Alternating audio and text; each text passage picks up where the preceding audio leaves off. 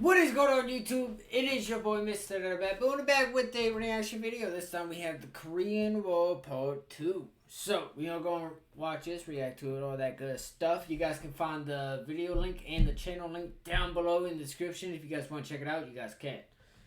With that being said, we are going to go ahead and jump right into this reaction. So, let's go ahead and like. Boom. Full screen. Boom. But the US urged the United Nations to approve an intervention. At first, the Americans made the mistake of severely underestimating the North Korean army. "I can win this with one arm tied behind my back. Just give me one American division." Actually, make it two. Make it four? Send the entire army. It is likely that racism was an important factor that caused Americans to consistently underestimate the Korean military. Keep in mind that at this point, the US was a segregated society in which Koreans were considered to be people of color and subjected to apartheid-like restrictions. In Virginia, they had to drink from colored fountains. In many southern states, they were not allowed to marry Caucasians, and many western states forbade them from owning property. But don't take my word for it.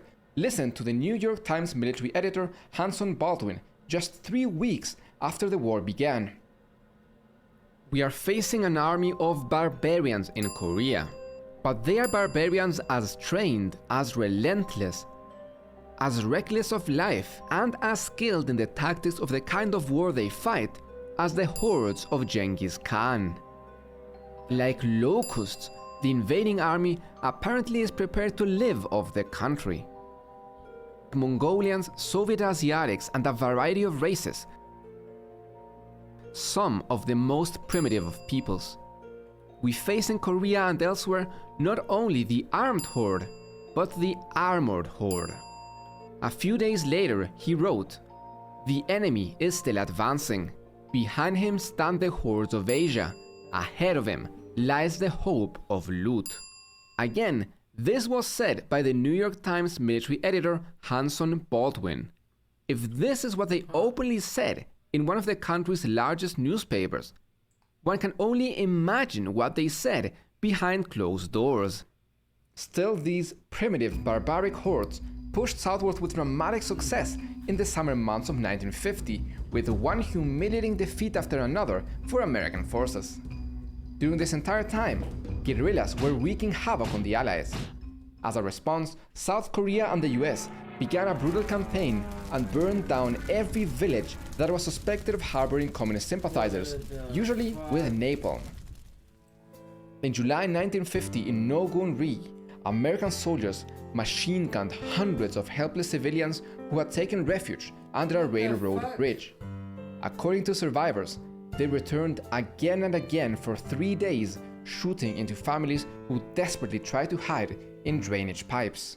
What the fuck? That's... Damn.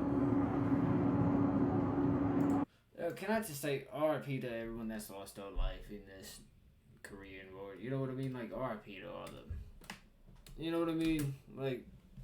By the end of July, the American and ROK forces outnumbered the KPA 92,000 to 70,000, but the retreat continued. In early August, the 1st Marine Brigade went into action and finally halted the KPA's advance, and the front line stabilized at the Busan perimeter. The North worried too much about covering its flanks, and instead of quickly marching on Busan, they stayed put. This was likely the mistake that saved South Korea, as the pause gave MacArthur time to organize a defensive line. Americans and their allies now had 5 times as many tanks as the North Koreans, with vastly superior artillery and complete control of the sky. At the end of August, North Korea launched another major offensive along the perimeter. 3 battalions crossed the Naktong River, taking Pohang and Chinyu, while also pressuring Gyeongju, Masan, and Taegu. This offensive saw some of the heaviest fighting of the war, with 20,000 American casualties, including over 4,000 dead by September 15. Damn.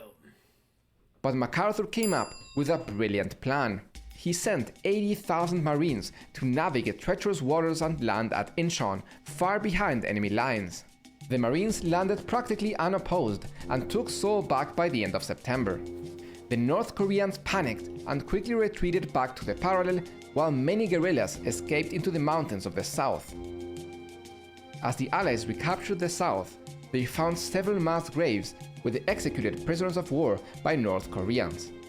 North Korean mistreatment of POWs would be common throughout the war, in part because of the poor conditions they were able to provide, but there are many documented instances of mass executions of US and South Korean POWs. It is estimated that during the war for the South, the North killed between 20 and 30,000 people. The invasion of the South left tremendous casualties for all sides. And again, the war could have ended here. The Americans had won. The Communists had lost. Truman could have re-established the parallel as the border and called the operation to contain communism a success. But President Truman didn't just want to contain communism, he wanted to roll it back. Let's keep going. But what if the Chinese join the war? They won't join. Just trust me. Truman should not, in fact, have trusted him. While Stalin kept his distance, fearing that an escalation of the war in Korea might lead to another world war, Mao believed that China held a debt to North Korea for the sacrifice of so many Koreans during the Chinese Revolution. The Allied offensive began in early October. The North was forced back time and time again with massive losses, and with Stalin unwilling to join the war, Kim Il-sung begged the Chinese to come to their aid. The advance was quick. Too quick. MacArthur's personality again became a big problem. He trusted only himself and often relied on his hunches to make decisions. He created his own intelligence organization and interpreted its results by himself. His hubris combined with his racism was a recipe for disaster. MacArthur ordered a general offensive along the battle line, and again the Allied forces advanced unimpeded. For a week, they met little or no resistance, taking Chosin, Kapsan, Chongjin, and Hyesan. Sir, we have received word from the CIA. They say the North Koreans are luring us in to stretch our supply lines, let winter weaken us while they sneak behind us, and then attack from all sides. Relax, son. We've got these commies up against the ropes. They're on the back foot, swinging wildly. Remember what happened at Incheon? We landed a knockout blow behind their lines. This is just a desperate jab. We'll counter with a right hook so strong it will send them reeling back to Pyongyang faster than a fumble in the red zone. What? The military command ignored the warnings, and the attack came on October 25th, 1950. Hundreds of thousands of Chinese soldiers crossed the Yalu River and attacked the Allied forces with Soviet air support. And in just 2 weeks, the Communists forced the Allies back to South Korea, although with terrible losses. By January 4th, 1951, Seoul had been seized by the North once again. The South sent the 11th Division to the Gyeongsang province to destroy guerrillas and DPRK sympathizers. On February 7th, they massacred 705 unarmed civilians in Sancheong and Hamgyang. 85% of the victims were women, children, or elderly. It is unclear how many, if any of them, had ties to guerrillas. 2 days later, they slaughtered another 719 unarmed civilians, this time at Gyeochang. More than half of the victims were children. To cover up their crimes, the South Koreans burned the bodies and bombed a mountain to bury the corpses. Is it true that our army killed over 1,000 of our own civilians? That is preposterous! We killed only communists. Not a single innocent was killed. But what about the reports that saw our soldiers going into the villages right before the civilians were found dead? Listen, buddy, do you really think that any officer could give an order as barbaric as that? To go after our own civilians? Actually, I have concrete evidence. Well, then come with me and let me see. So, what's your name? Shin-chung Mok. Why? No reason. Damn. Despite the South's best efforts to prevent it, The truth eventually came out, and a military court sentenced the leaders of the division to life in prison. Despite its wrongdoings of the past, the Rhee government was finally changing for them. You're all pardoned, you're free! Never mind. After much brutal fighting and terrible casualties for all sides, especially for the Chinese, the Allies retook Seoul and the battle lines went back to roughly the 38th parallel. This is why I stopped shopping on Amazon, and you should too. Don't spend another dime on Amazon. There you are, Harry. It took you long enough. It's President Truman. And yes, it took me a while since you refused to meet me in the continental US. Sorry, Harry. You know I can't be away from the front lines for too long. Front lines? You have been in the safety of Tokyo since the war began and have barely set foot in Korea.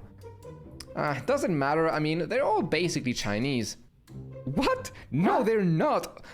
Listen, we need to talk. No. You were wrong about the Chinese not joining the war if we invaded the north, and now we're stuck in this bloody mess. I now have to find some diplomatic way to get us out of it. No way. We can't stop until we achieve total victory. It is the only honorable way. Don't worry, I'll just throw a couple nukes at them. Huh? No, you will not nuke them. Sorry, but that's kind of not up to you. What? It literally is. Well, that's your opinion. Thankfully, the US decided not to nuke North Korea. Yeah, no. After Truman found out that MacArthur was corresponding with the Republican House leader behind his back, he had enough of MacArthur and he Mac-fired him. For the next 2 years, despite major offensives, especially from China, there would be no long-lasting territorial gains. The war was no longer about unifying Korea, but rather about achieving a better position in future peace negotiations. During the entire war, the US made use of its extensive air superiority to break Northern morale. The United Nations Genocide Convention defines the term as acts committed with intent to destroy in whole or in part a national, ethnical, racial, or religious group.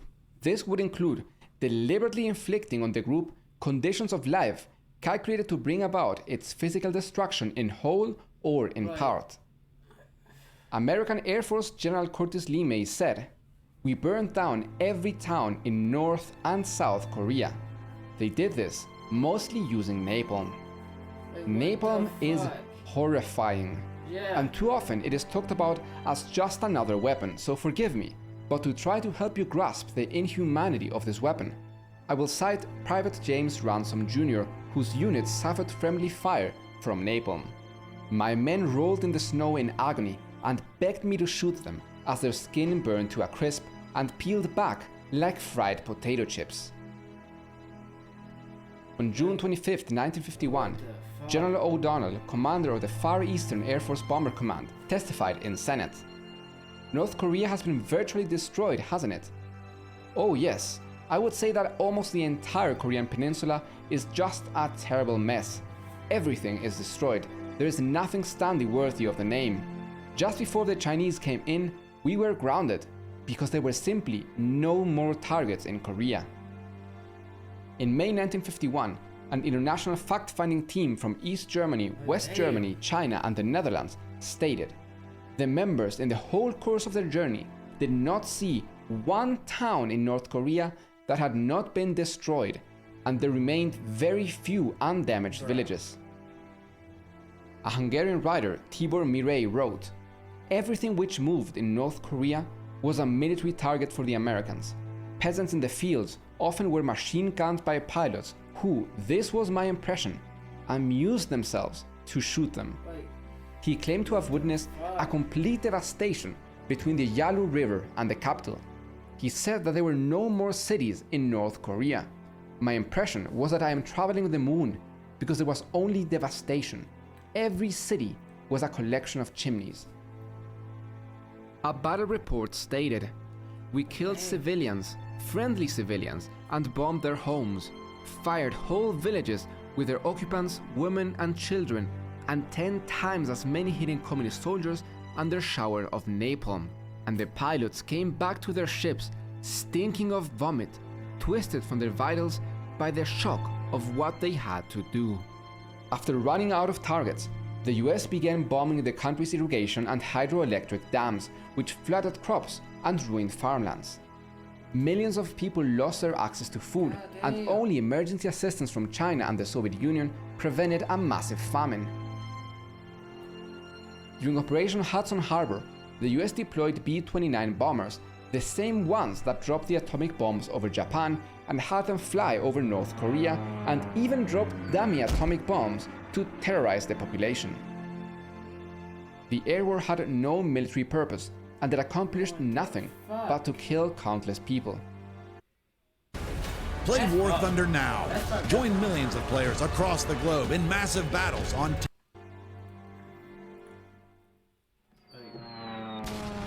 Things are bad, but they surely can't get any worse, right?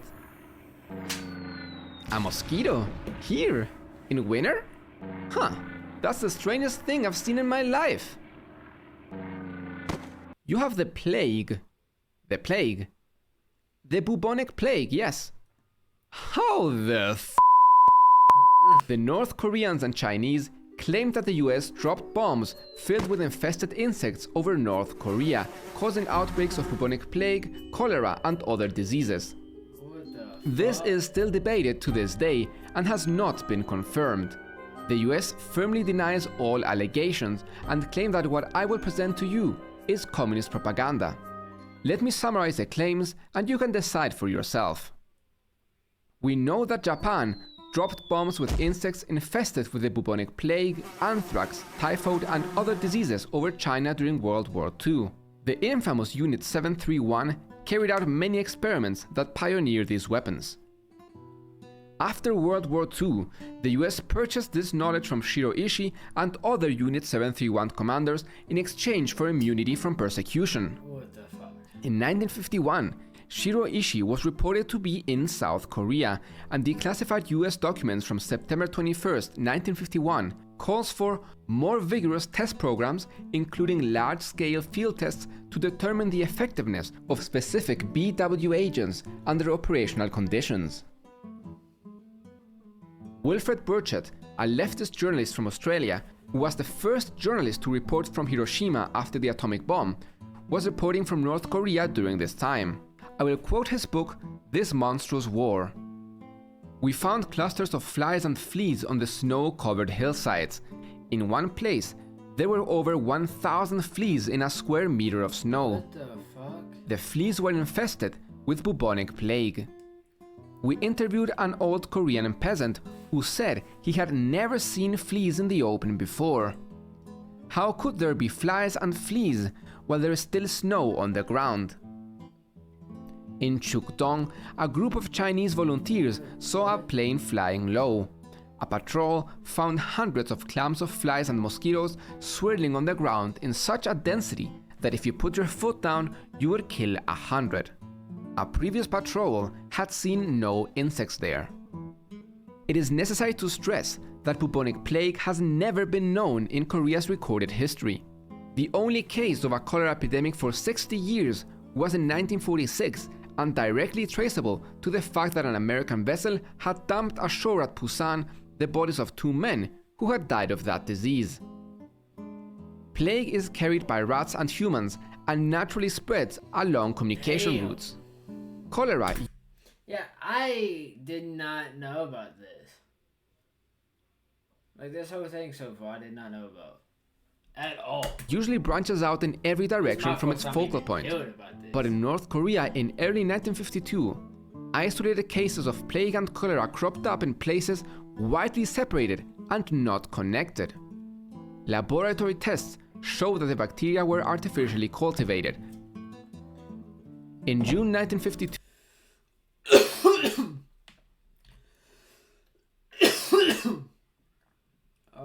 the bacteria were artificially. I am sorry, chat. I'm not chat. Guys, give me 1 second. I gotta see exactly. I'm not really familiar with that. So I gotta search that up real fast. Give me a second. My bad, chat. Like, does that mean they was like created per se, or like something along the lines of that?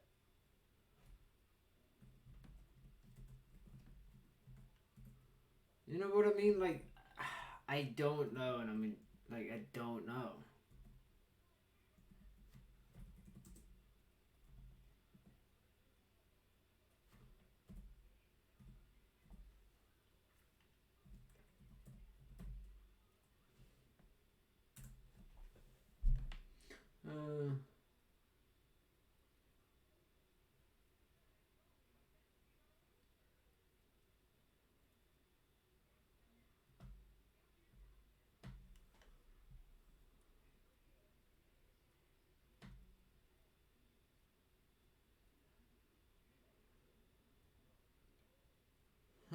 Okay.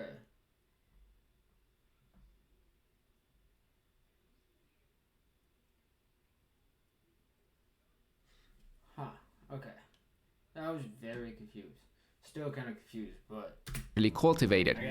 I just gotta do more research. In June 1952, an international scientific committee with members from Sweden, France, the UK, Italy, Brazil, and the Soviet Union traveled to investigate the claims. They published their findings in a 60-page report and concluded: the peoples of Korea and China have indeed been the objective of bacteriological weapons.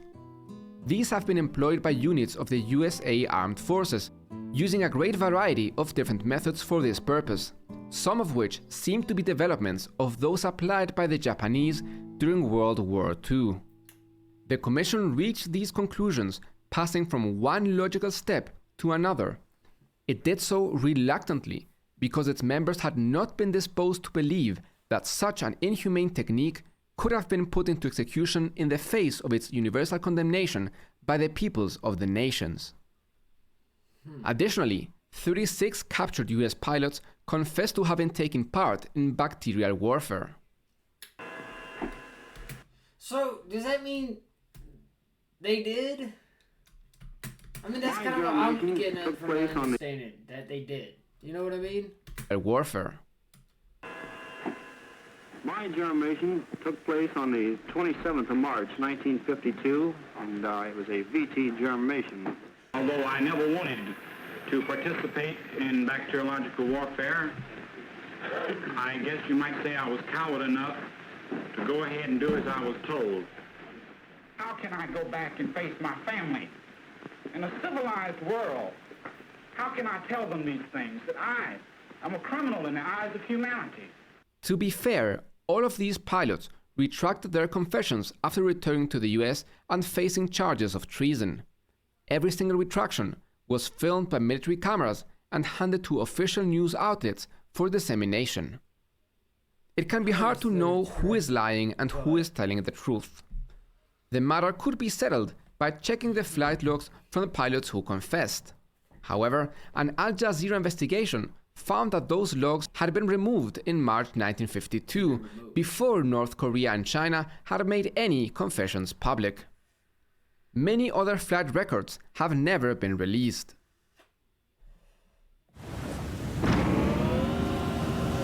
That definitely is low sauce.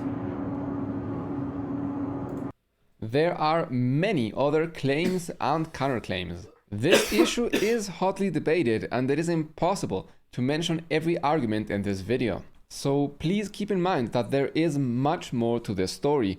Use this as a point of entry to learn more about it. Okay, so they did do it. Because there's still a lot of, well, I mean, it's still a possibility. They still could have done it, right? But there's still a lot of information that is still missing and everything. So it's hard to tell when we're going to, if we will ever even figure this out, if they did do it or they didn't do it. You know what I mean? Are many interesting details that don't make it to the final cut of the video, either because they don't translate well into animation or because they would extend the duration of the video too much. That is why I am now launching accompanying articles for each video on my website nickhoyman.com, where you can find out much more about your favorite topics. So if you enjoy my content, please consider checking out my Patreon or just tuning into my live stream on twitch.tv/tikanick. On my streams we held conversations, we like to go in depth into these and many other topics, talk about things that are currently going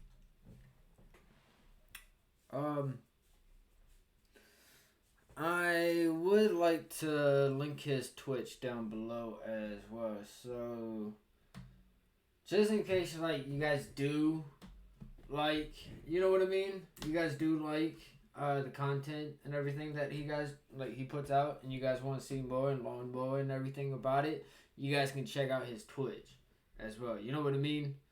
So, give me 1 second. I do want to go and get the link for this put up so that way. You know what I mean?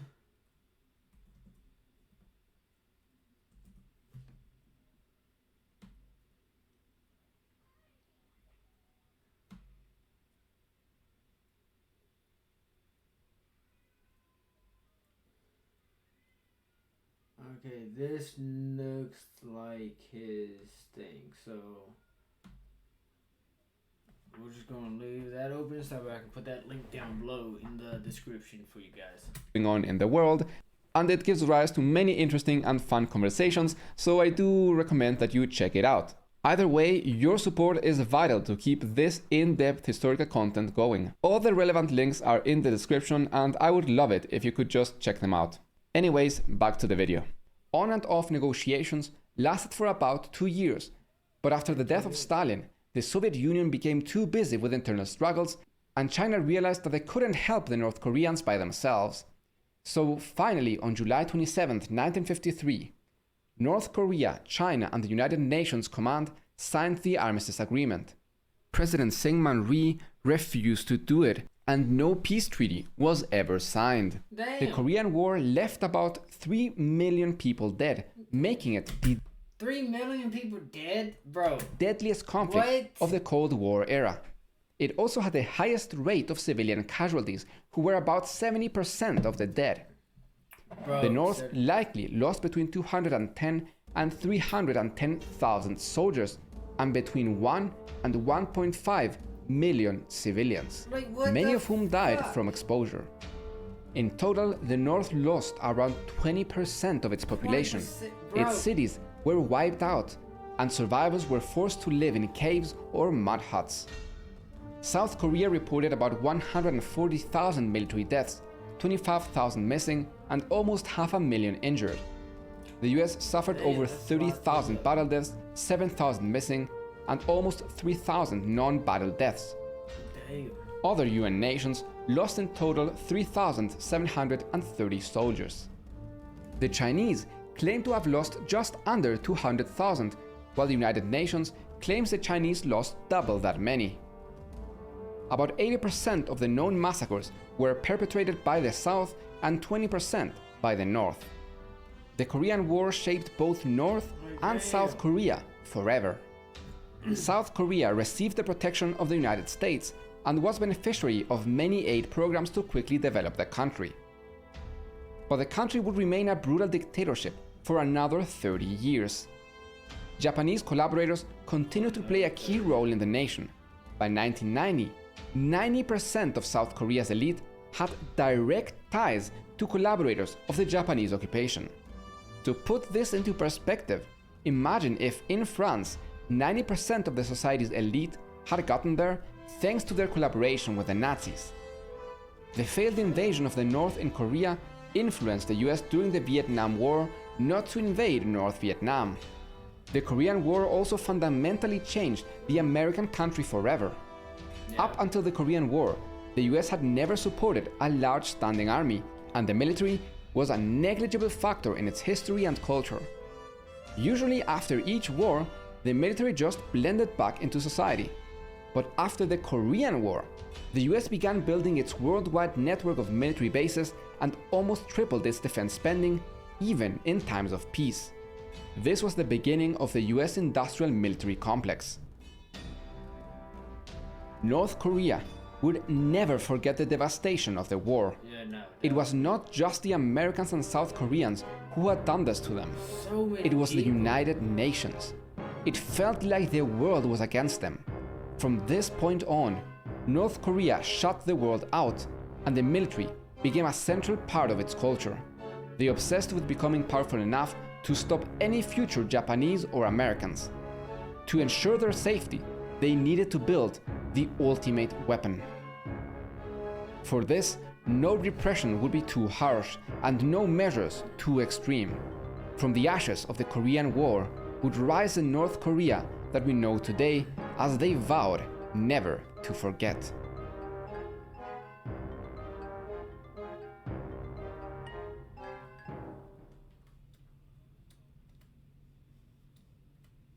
I will have his link down below, okay, for you guys down below in the description if you guys want to check out his Twitch as well. That is going to do it for this video. Hopefully you guys did enjoy. Make sure you guys do check the description. I got the video link, the channel link, his Twitch link down below in the description for you guys. So make sure you guys do check that out. Any of those. I will see you guys in the next video. Positivity is key. Motivation is key. Happiness is key. Positivity is key. All that good stuff. I will see you guys in the next video. You guys stay safe. Watch out for each other. I'll see you guys in the next video.